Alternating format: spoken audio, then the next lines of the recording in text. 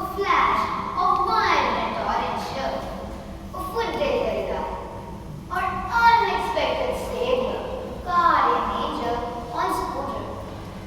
He didn't hesitate, didn't ask questions, just came up and said, "Let me help you."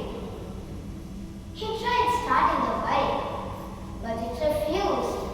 That he showed true selflessness, pushed, towed, or did scooter move while riding his own. My practical mind whispered, "Why is he helping us? Does he know us?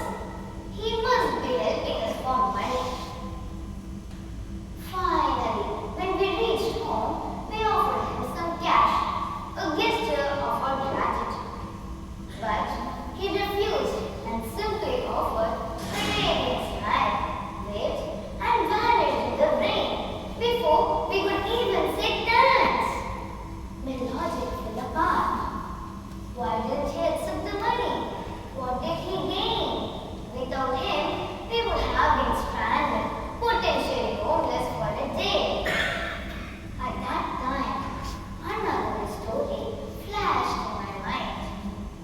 I just saw a weirdo, a real-life hero who helped a total stranger.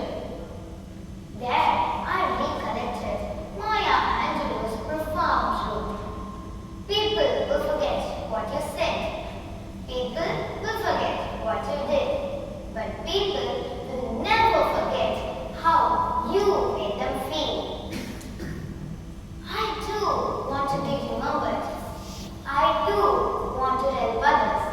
And I too will be a weirdo someday. The world does not need more legends etched into marbles or printed in history books. It desperately needs more humans with great kindness. The world craves for more weirdos. Will you be someone's weirdo? Yes.